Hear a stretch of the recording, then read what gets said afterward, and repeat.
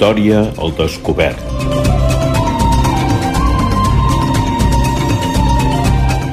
Idea original i producció, Josep Zequiel.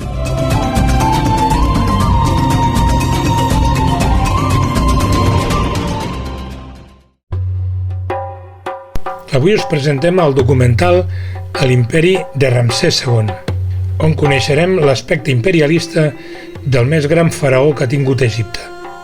Autor de les construccions més impressionants de tot el país i creador d'un món mai més igualat en aquests 3.200 anys. El director és en David Wallace. Corey Johnson n'és el narrador, en anglès, i intervenen per ordre d'aparició Kathleen Cooney, de la Universitat de Stanford, Peter Brand, catedràtic de la Universitat de Memphis, Kent Weeks, director del projecte de planificació de Tebes, Charles Van Sicklen, egiptòleg, Dennis Stokes, especialista en tècniques antigues de construcció, Per Storemyr, consultor internacional de monuments i llocs, i Elizabeth Bloxham, de l'Escola Universitària de Londres.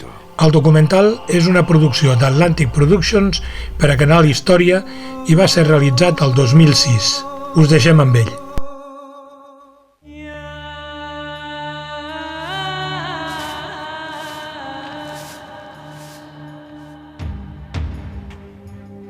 Año 1300 a.C. La poderosa civilización egipcia está en su apogeo. Su gobernante es Ramsés II, un hombre que pretende ser el más grande de los faraones. Dejará su huella edificando. Construyó por todas partes. Estatuas enormes, impresionantes obeliscos, templos excavados en la roca. Ramsés es un gran hombre. Domina su reino durante 67 años, llevándolo a su mayor gloria. Erige templos por todas partes, edifica una nueva capital y crea empleo como nadie lo había hecho antes. Las ruinas de lo que Ramsés construyó siguen en pie, pero 33 siglos después, con la ayuda de nuevas investigaciones y avanzadas técnicas de infografía, puede revelarse la verdadera escala de su ambición. Extraordinarios logros constructivos llevados a cabo con las herramientas más elementales, miles de personas, miles de toneladas de piedra. Todo manejado por la voluntad de un hombre. Ahora podemos revelar el mundo perdido de Ramsés el Grande.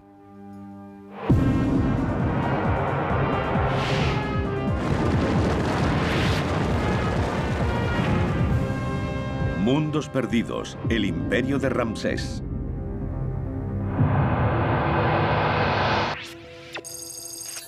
Ramsés es heredero del trono de Egipto.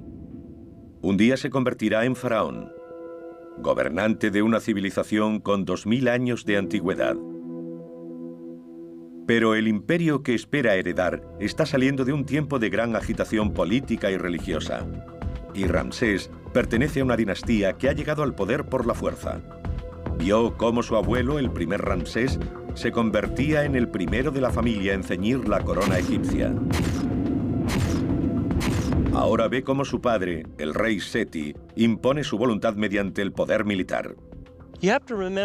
Hay que recordar que la Ramésida era una nueva familia.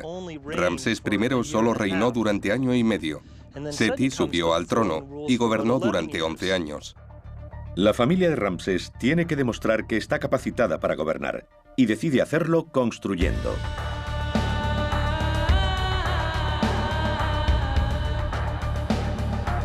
Esta es la herramienta que los faraones han utilizado siempre para mostrarse al mundo. Y lo hacen en Karnak, el enorme complejo de templos de la gran ciudad de Tebas. Este es el dominio de Amón-Ra, el dios soberano del Imperio Nuevo Egipcio. Karnak es el lugar donde los faraones adoran a su dios. Ellos son sus sacerdotes supremos. Cuando nace Ramsés, Karnak ya es enorme. Continuamente se añadían, demolían o cambiaban edificios.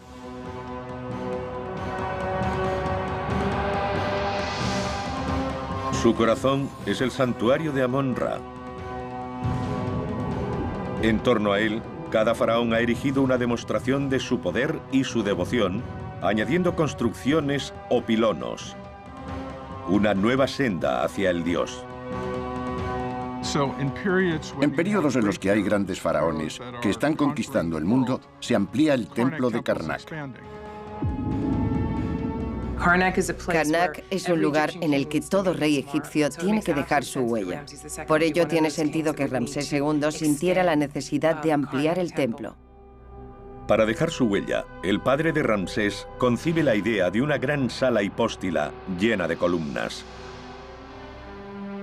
Su hijo mayor y heredero le ayudará a construirla.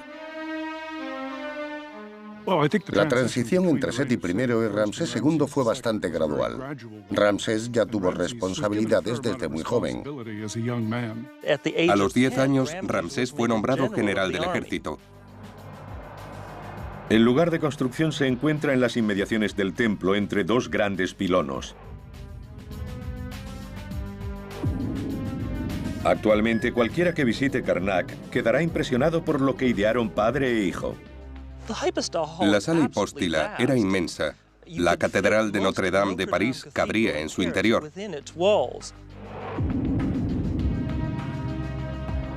Ahora los investigadores intentan descifrar cómo se construyó la sala hipóstila y el aspecto que debió tener este extraordinario edificio durante el reinado del hombre que la construyó. Este espacio estaba cubierto por un inmenso techo que descansaba sobre columnas de piedra muy juntas para soportar el peso.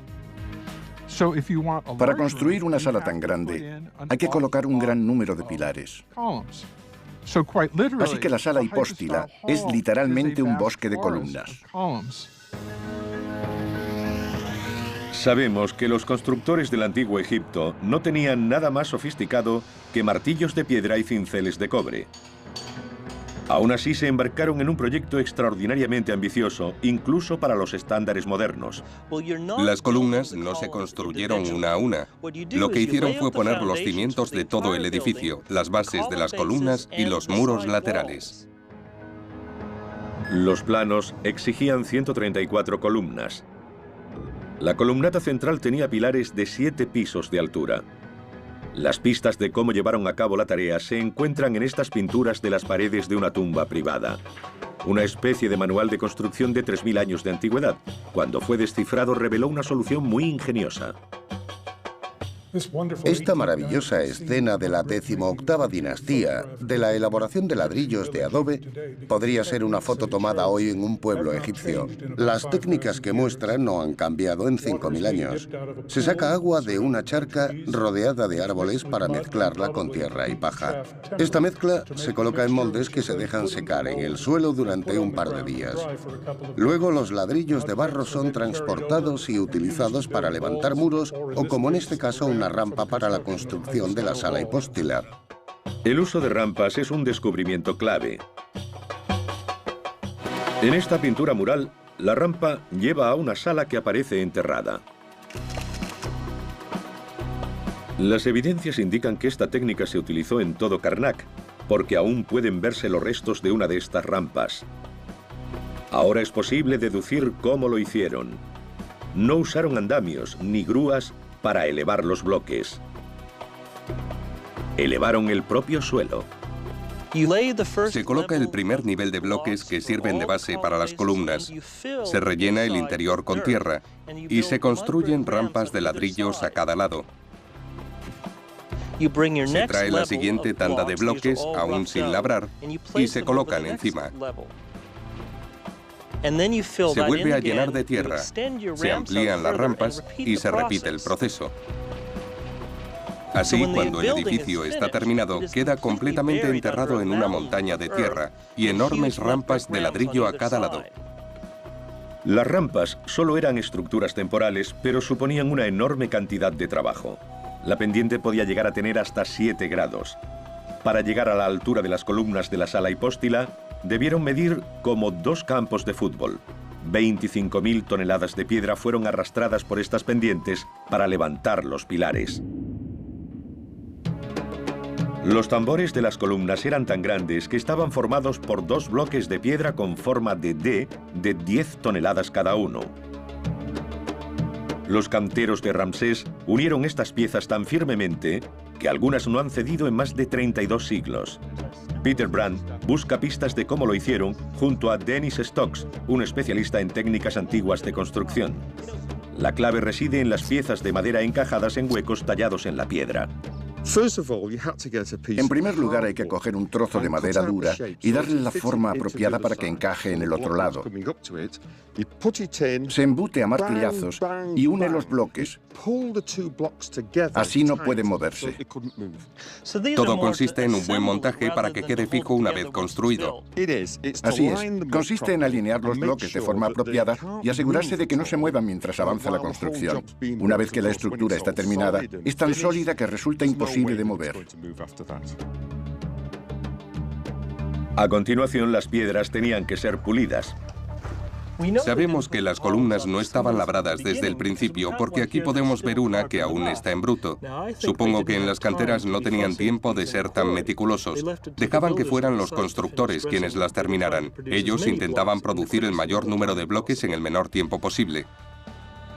Una vez erigidas las columnas, se retiraban gradualmente las rampas y plataformas. Los trabajadores pulían los bloques con piedra arenisca como esta, preparándolos para grabar los jeroglíficos.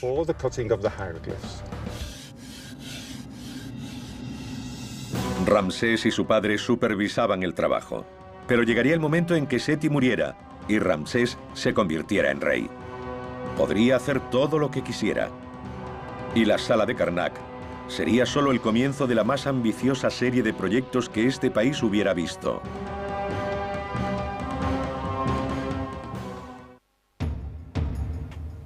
Cuando Ramsés es coronado, se convierte en uno de los hombres más poderosos del mundo.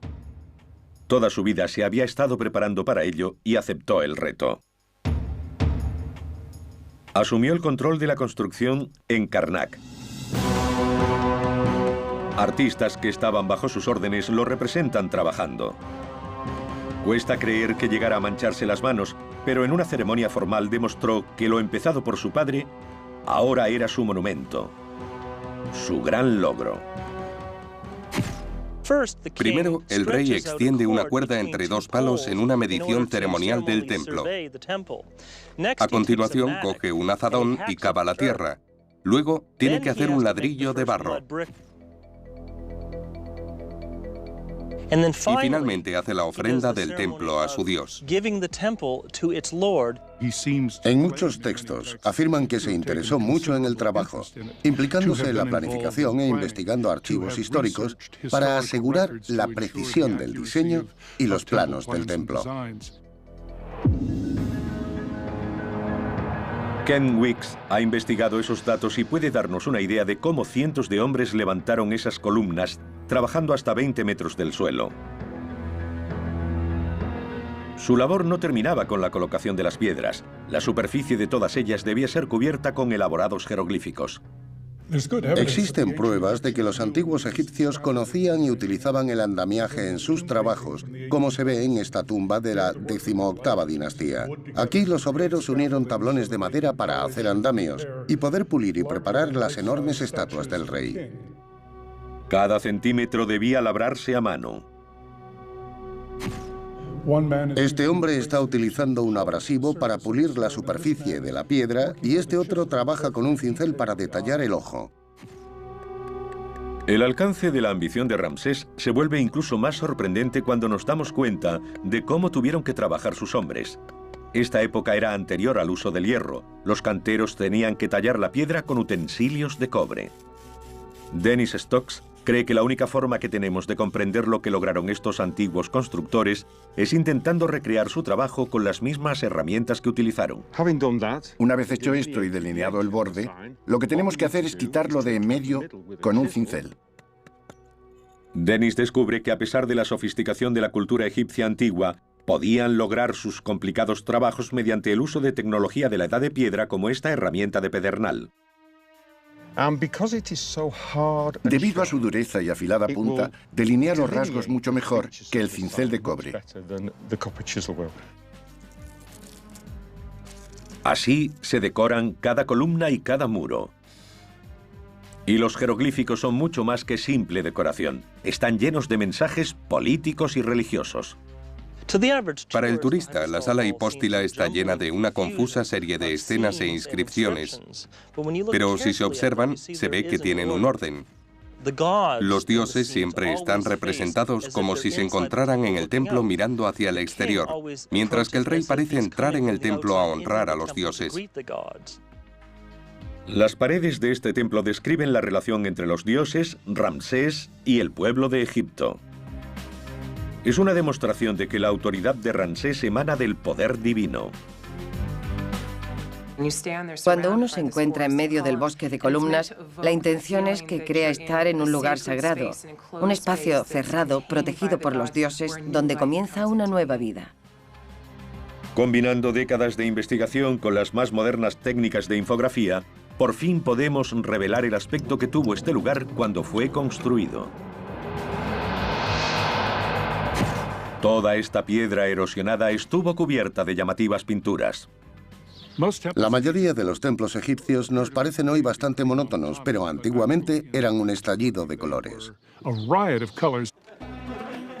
El tipo de pigmento que utilizaron los artistas de Ramsés aún puede comprarse en los mercados de Luxor. Hoy como entonces se mezcla con aceite vegetal y se liga con adhesivo natural. Los antiguos egipcios tenían una gama de colores mucho más limitada de la que aquí vemos. Básicamente trabajaban con 6. Rojo, amarillo, verde, azul, blanco y negro, nada más. Los pigmentos más caros eran los azules y los verdes. ¿Imaginan una tumba pintada con este azul? Así comunicaban a la gente que veía estos materiales que uno podía permitirse lo mejor. Creo que tenemos suerte de que la mayor parte del pigmento utilizado en este templo se haya gastado. Hace 3000 años debía ser el lugar más estridente que podamos imaginar. Miles de horas de trabajo y un enorme gasto se destinaron a la construcción y decoración de esta sala. Aún así, solo una élite privilegiada de cortesanos y sacerdotes llegaron a verla. La gente corriente, como nosotros, solo podía acceder al templo en alguna fiesta. Y solo hasta el primer patio, nada más. El templo no es un lugar de adoración pública, es la casa privada de un dios. El lugar en el que, en nombre de su pueblo, el faraón hace sus ofrendas a la deidad. Eso lo eleva sobre el resto de los mortales. Le da poder. El interior secreto de la sala hipóstila se ocultaba tras enormes muros de cerramiento. Y los propios muros eran una proclamación de la grandeza de Ramsés. Esta fase del edificio requeriría 7000 toneladas de piedra, y solo de un tipo determinado.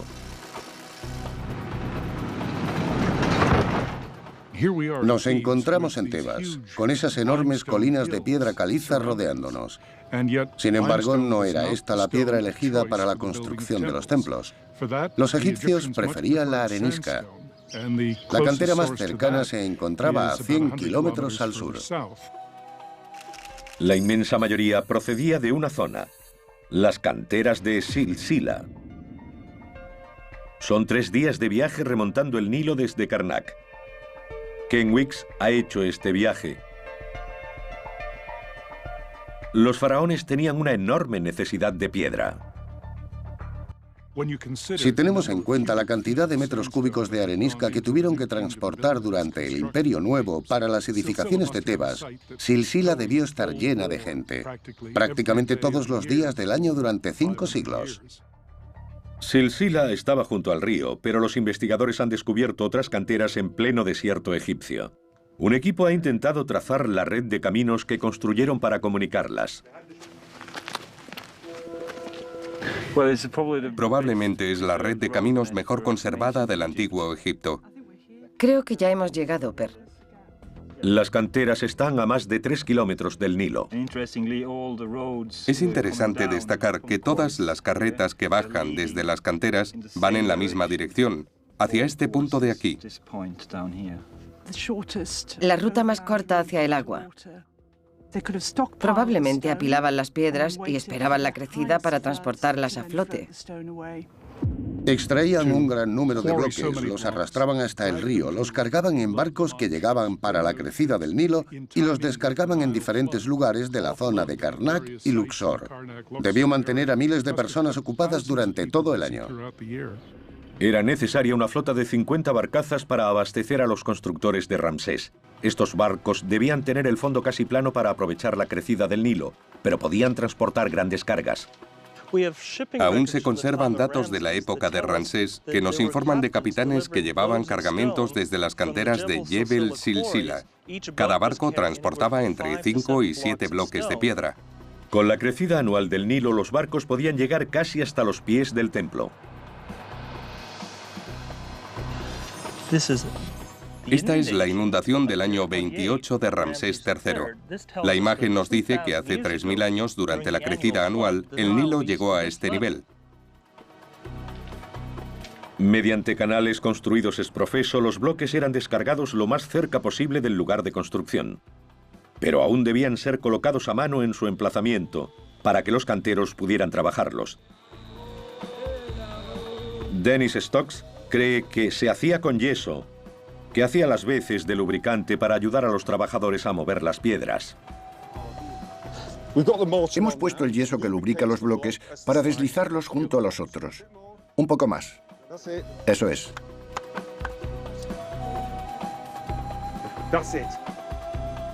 Bloque a bloque se fue cerrando la gran sala hipóstila de Ramsés y se terminó el camino hacia el santuario interior. 3.300 años después podemos revelar un lugar solo visible para los sacerdotes de Amón-Ra.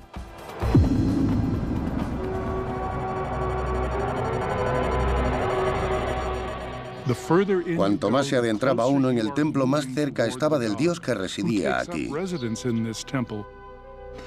En el santuario interior se encontraba la enorme barca dorada del dios Amón-Ra con un espolón en proa que llenaba toda la sala. Cada día, el rey y el sumo sacerdote tenían que entrar en el santuario del dios para vestirlo, alimentarlo, ungirlo, leerle una serie de textos para despertarlo y darle una nueva vida. Luego, cerraban la sala y se marchaban sin dejar rastro. Ramsés dejó su huella en Karnak. Debió ser impresionante entonces, y aún hoy es una de las maravillas del mundo.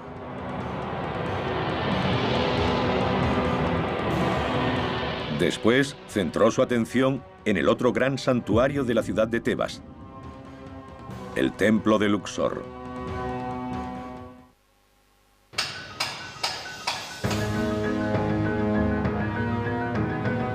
Mientras la sala de Karnak aún estaba en construcción, Ramsés II inició otro proyecto, igual de ambicioso y situado a unos 3 kilómetros de distancia. El camino de entrada al gran templo de Luxor estaba flanqueado de esfinges. Cada año el faraón recorría esta avenida en procesión para celebrar el regalo más importante de los dioses a Egipto, la crecida del Nilo. Esta hacía que las tierras fueran fértiles. La ceremonia que la marcaba recibía el nombre de Fiesta de Opet. La ceremonia comenzaba de forma solemne, pero al final de la semana reinaba un ambiente casi carnavalesco. Debía ser un momento para la bebida, el disfrute y el libertinaje sexual destinado a la recreación del dios Amón-Ra. Así éste podía renovarse y ayudar a Egipto con otro año de crecimiento y prosperidad. Allá donde construía Ramsés, debía competir con los faraones que le habían precedido. En el templo de Luxor ya existía una gran columnata, y Ramsés lo engrandecería, añadiendo otra que ensombrecía a la primera.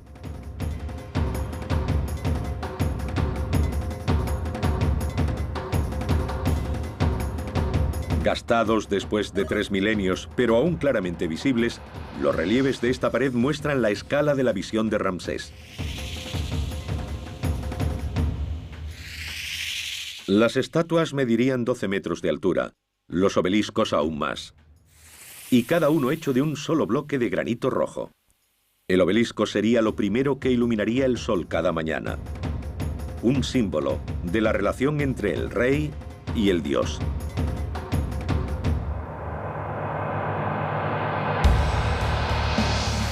Sabemos que los arquitectos de Ramsés abordaron la desafiante tarea ordenada por su rey y la acabaron. El reto para los arqueólogos es retroceder en el tiempo y descifrar, a partir de las pistas, cómo lo hicieron. Un obelisco tiene que ser de piedra dura. Los hombres de Ramsés escogieron el granito rojo y la fuente más cercana estaba a 160 kilómetros al sur,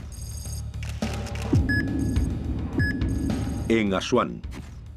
El granito es una piedra maravillosa, es muy dura y solo hay un lugar en Egipto donde puede conseguirse, Asuán. Este obelisco inacabado es una increíble fuente de pistas. Fue abandonado tras varios meses de trabajo de cientos de hombres. Este obelisco habría sido increíble. Habría medido unos 40 metros de largo por 3 de ancho. Desde este punto vemos que habían abierto una zanja profunda y luego habrían tenido que picar la piedra y cavar por debajo del obelisco.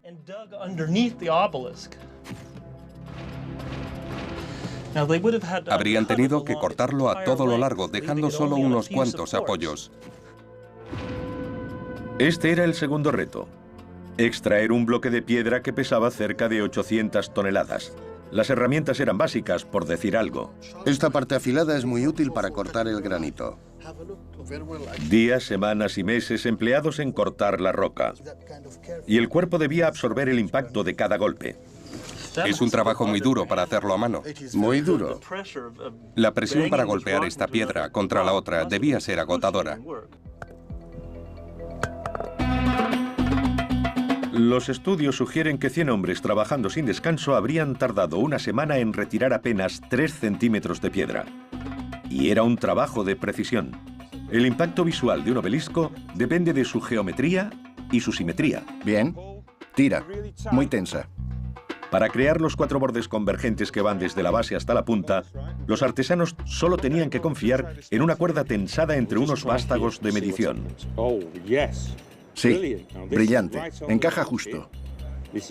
Toca la cuerda por debajo, lo que significa que está perfecto. Acabada la extracción, empezaba la tarea de colocar en su sitio el obelisco de 800 toneladas. Debía ser transportado por el Nilo en una larga barcaza construida especialmente. Una vez en Luxor, sería arrastrado hasta su sitio. A continuación, se erigía mediante arena y muros provisionales.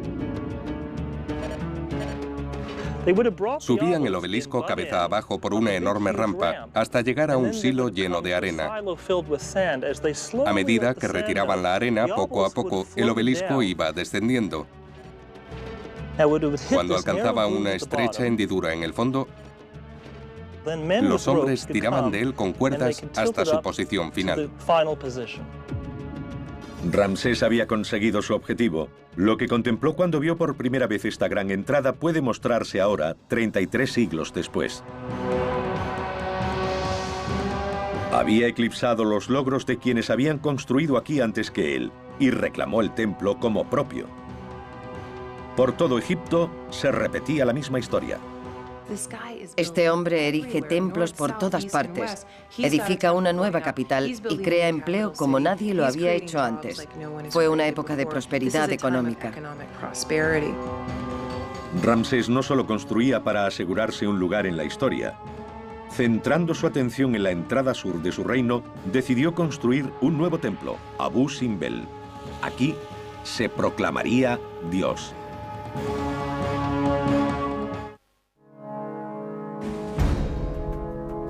Ramsés reinaría durante 67 años, casi el triple de la esperanza de vida del hombre egipcio. Y durante ese tiempo, un ejército de canteros trabajaría constantemente, cincelando su imagen y su nombre en los muros, columnas y estatuas de todo el reino. Pero su siguiente proyecto llevaría todo eso un paso más allá. En la orilla oeste del Nilo, en Tebas, se alza su templo mortuorio, el Ramesseum.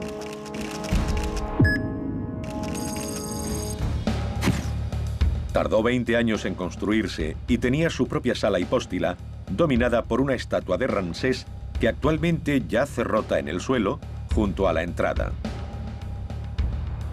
Se parecería a esta, pero mucho mayor. Debió ser una de las esculturas más grandes del mundo antiguo. Se calcula que mediría unos 21 metros de altura. El conjunto debía exceder las 1000 toneladas, 15 veces el peso de la Estatua de la Libertad. El faraón pretendía que cuando llegara su momento, el Ramesseum fuera su obituario en piedra.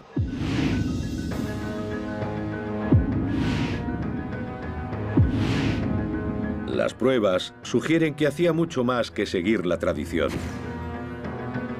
Estos relieves revelan que Ramsés tenía un gran plan político y religioso. Pretendía reescribir la historia como él quería que fuese. Narran la batalla más famosa de Ramsés, Kadesh.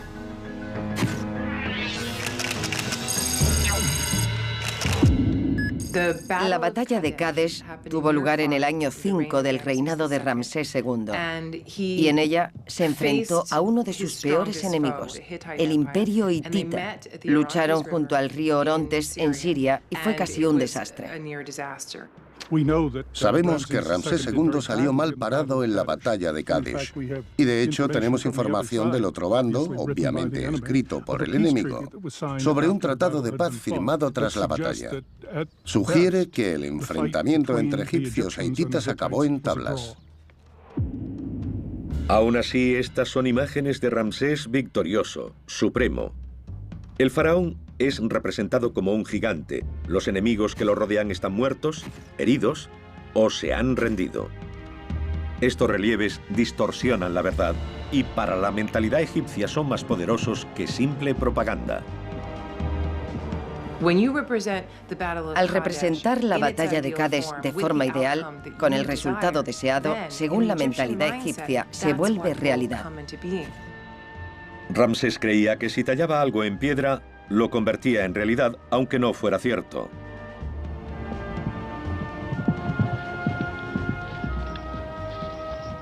Y el Ramesseum era solo el principio.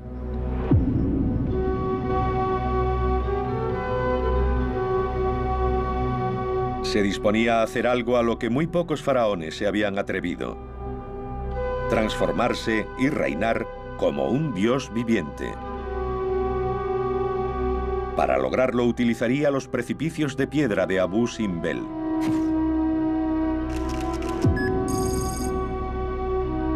Abu Simbel es un templo único, excavado en la roca y con unas estatuas gigantescas. Es muy atrevido.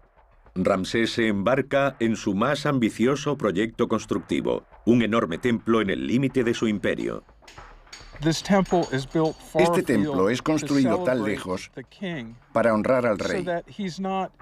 Así no viola el territorio del dios Amón.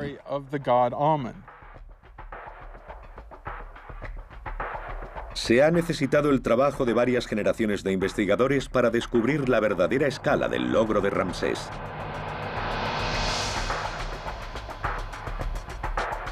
Con Abu Simbel hace una gran innovación porque, a diferencia de sus otros monumentos, este templo no es construido, sino excavado en la roca.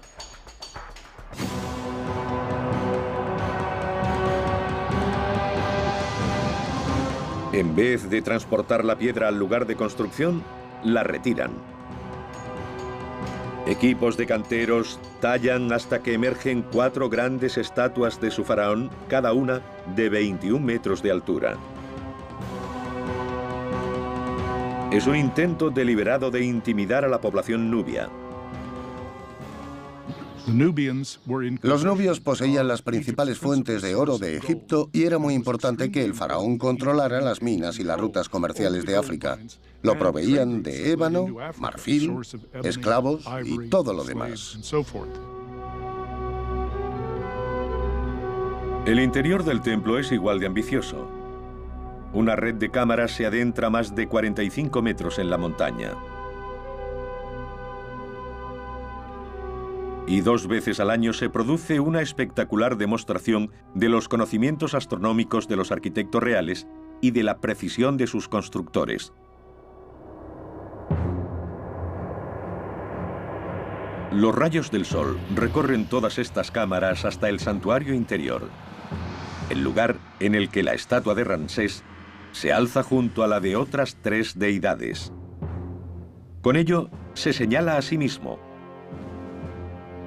no es solo el más grande de los faraones en vida. Ramsés II es uno de los pocos reyes de la historia de Egipto que se proclama Dios antes de morir. Creo que en el antiguo Egipto muchos debían estar asombrados de que un rey pudiera tener tanta edad y crear lo que hizo.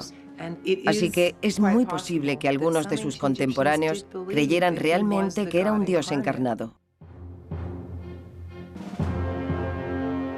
Ramsés dejó su huella, pero le esperaba un reto final. A los ojos de su pueblo era un dios viviente. Ahora debía construir una tumba digna de su grandeza.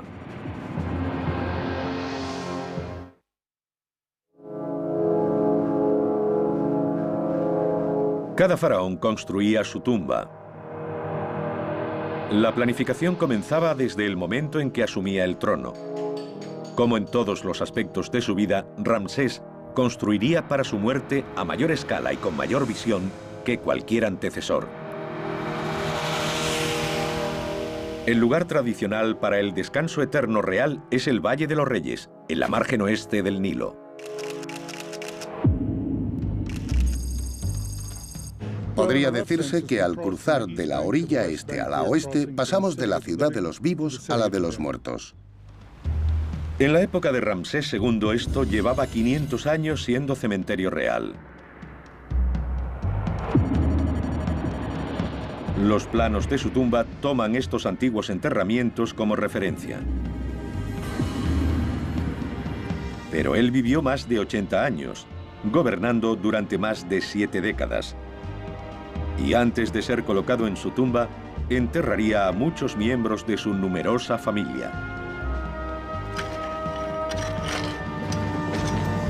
Como parte de su trabajo, cartografiar el Valle de los Reyes, Ken Weeks ha descubierto un extraordinario complejo de cámaras subterráneas. Han recibido el nombre de KV5.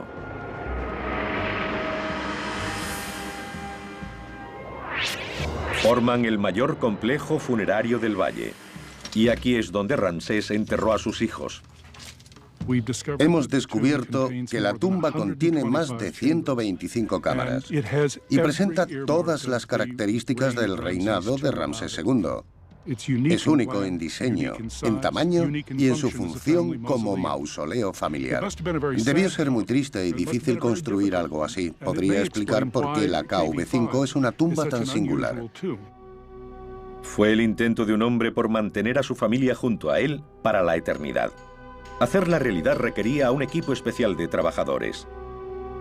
Estos dejaron aquí sus huellas escritas en las piedras.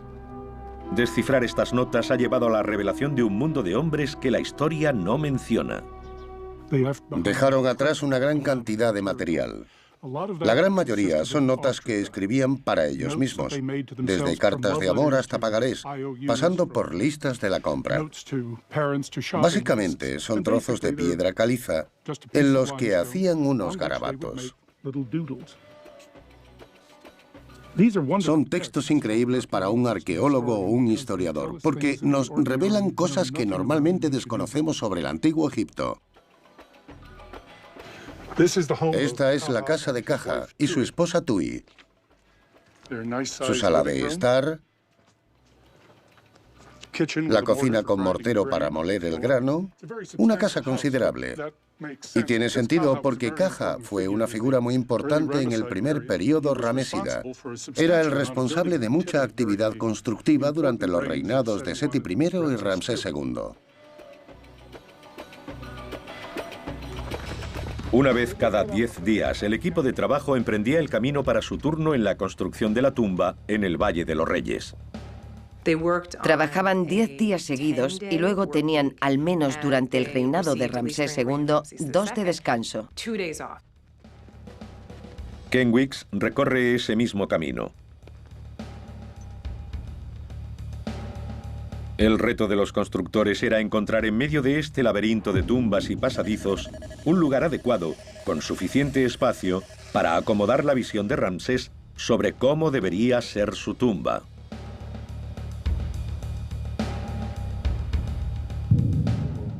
En el Imperio Nuevo, cada tumba es de un diseño diferente y con el mismo propósito. Debían asegurar al rey el paso de esta vida a la siguiente.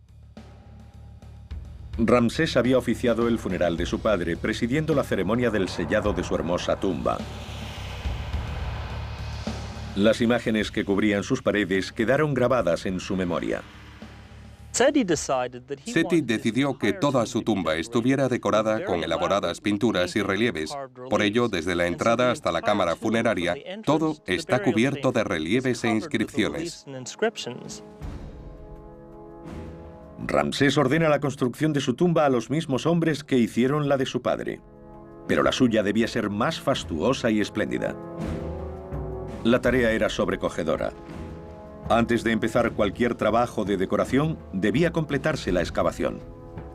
Trabajaban en 2 turnos de 4 horas todos los días y medían sus turnos por el tiempo de uso de las lámparas que los iluminaban, con mechas de una longitud determinada. Cuando se acababa, se paraba para comer. Después, ponían una segunda mecha en la lámpara y se marchaban al apagarse. Los constructores egipcios eran hábiles y disciplinados, pero también podían cometer errores. Con tantas cámaras funerarias en el Valle de los Reyes, era inevitable que algún túnel diera con alguna de ellas. ¿Qué hacían si se topaban con otra tumba? En ese caso, tomaban una práctica solución: incorporar la anterior a la nueva. Algunos de los sistemas de túneles más impresionantes se crearon por accidente. Ramsés planeaba ser enterrado en una magnífica cámara al final de una serie de largos túneles descendentes. Esta estuvo limpia y preparada para recibir su cuerpo durante casi medio siglo. Pero los 3.200 años que nos separan de su muerte han presenciado terremotos e inundaciones. El techo está derrumbado en parte y la decoración que cubría sus paredes se ha borrado. Solo mediante el estudio de la cámara funeraria en la que se basó Ramsés para su diseño, podemos recrear el aspecto que debía tener su lugar de descanso eterno. Probablemente toda la superficie estaba cubierta de símbolos religiosos, y el techo debía estar adornado con un cielo estrellado. En cada una de las paredes, una imagen de la diosa protectora Isis guardaría el sarcófago del faraón. Situado en el centro de la sala, el ataúd de varias capas de piedra, que era un logro tan impresionante como la tumba que lo albergaba. Vamos. Dennis Stokes ha querido averiguar cómo se las arreglaban los antiguos egipcios para cortar y convertir la piedra en un ataúd. Esto es granito, la piedra más dura de cortar de Egipto. Ha descubierto que encontraron la forma de cortar la piedra utilizando sierras de cobre. La sierra corta la piedra a un ritmo de 1 centímetro por hora aproximadamente, lo que significa que tardaban varios días en cortar un bloque. La sierra no tiene dientes. Se utiliza arena como abrasivo. Se trata de un trabajo duro pero extremadamente efectivo. Rodeamos el eje con la cuerda. Vaciar el sarcófago era una tarea aún más difícil. Mediante el estudio de inscripciones anteriores a la época de Ramsés, Dennis cree poder recrear las innovadoras técnicas que utilizaron los canteros.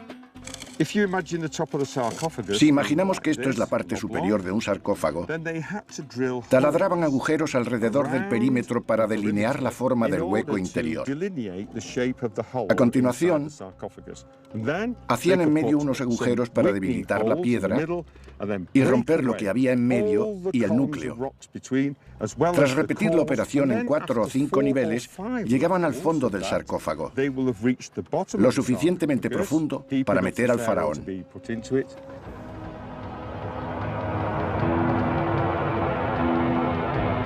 A pesar de que el proceso llevaba mucho tiempo, logró terminarse bastante antes de la muerte de Ramsés. Incluso su edad lo señalaba como un hombre importante. Tenía 90 años cuando fue depositado en este sarcófago. A lo largo de todo su reinado, Ramsés logró el estatus de dios. Probablemente no quedaba nadie en Egipto que recordara el reinado de su padre o que viviera cuando él subió al trono. El cuerpo momificado de Ramsés II se conserva en el Museo de El Cairo. 3000 años después podemos seguir viendo su rostro y podemos seguir viendo la huella que este rey constructor dejó en su país. Ramsés dejó su huella en todo Egipto. En este país es imposible visitar un lugar en el que no esté grabado el nombre de Ramsés II en al menos un bloque o una estatua. Resulta fácil ver por qué sus logros han cautivado tanto a arquitectos, arqueólogos e historiadores. Pocas veces un gobernante ha dejado tantos monumentos como él. Nos interesa un rey que vivió tanto tiempo. Nos interesa un rey capaz de reunir una gran cantidad de mano de obra para dejar su huella en Egipto. La sala hipóstila de Karnak, la tumba que se construyó para él, el templo que excavó en la roca de Abu Simbel. Estas ruinas son indicios del Egipto que construyó Ramsés. Pero solo cuando son devueltas a la vida, podemos verlas como él las vio y conocer con exactitud lo que logró. Un mundo cuyo esplendor no ha sido igualado en 3200 años.